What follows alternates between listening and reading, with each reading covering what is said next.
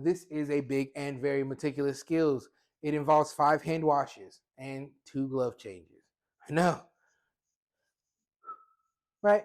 But I'm going to show you how to get through. So for this skill, you need toilet tissue, a bedpan, 2 washcloths, a hand towel,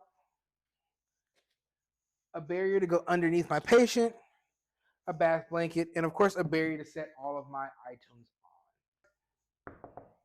Hey, Mr. Joseph, my name is Gabriel. I'm going to be your CNA today. I heard you called out, said you needed a bedpan. Is that right? Fantastic. Well, first thing I'm going to do is I'm going to wash my hands, put on my gloves, pull my privacy curtain, make sure I give him some privacy.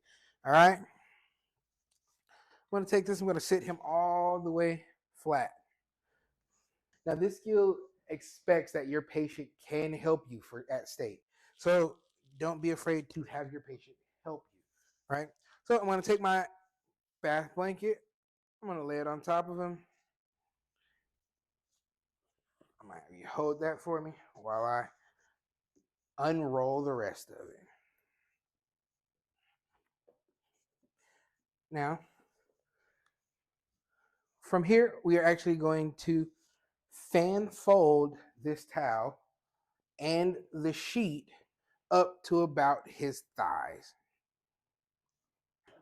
So I'm going to fan fold that up to right about there.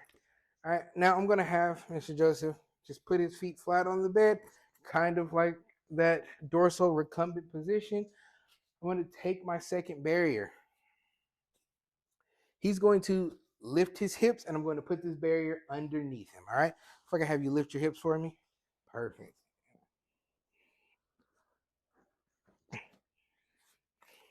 Now, when we put a barrier underneath our patient, we want to make sure that we have the white side up.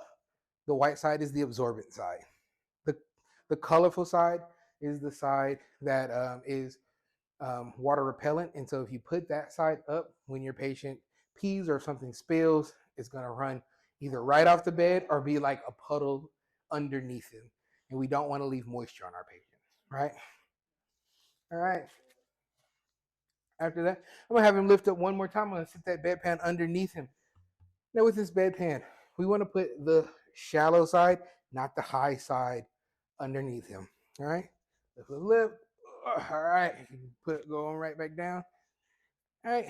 You can lay your legs down or however you're comfortable. Cover my patient back up. I raise the bed to 90 degrees. Guys, we don't poop laying down, so we don't want our patients to poop laying down. So we set them up to 90 degrees. So I'm going to make sure I give him his call light.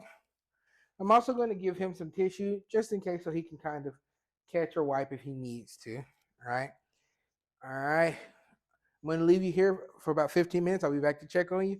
If you get done before then, just hit that call light and I'll be back, okay? All right. Take off my gloves, wash my hands. I leave. 15 minutes later, I'm entering the room. Hey, Mr. Joseph, are you done? Yep. Fantastic. Well, before I get started, I'm going to wash my hands, put on my gloves. All right. I'm going to take this tissue from him. I'm going to lay the bed. All right. I'm going to just set this to the side for just a moment. And just like before, I'm going to fan fold my sheet and my bath blanket up. All right. I'm going to have him lay on his feet, and we're going to have him lift. 1, 2, 3, lift. I'm going to pull that bedpan out. You can let yourself down. Now, with this bedpan, I'm going to take it into the bathroom onto a barrier. So I'm going to put a barrier in the bathroom. I'm going to sit it there. I'm going to put it in a liner, or I'm going to close up that liner if it has a liner in it. All right. I don't deal with that bedpan until I come back after dealing with cleaning my patient up. Okay. All right. So from here, I'm going to have you put your feet down. We're going to cross one leg over the other. I'm going to have you reach over to that side rail, lift that side rail because I'm getting ready to roll him. And we're going to roll in 1, 2, 3. Roll. Perfect. Now, at this point, I'm going to have one of my towels. Usually you'll use like a little packet of bath towels or like wash towels that come in like already pre-soapy mixture or whatever.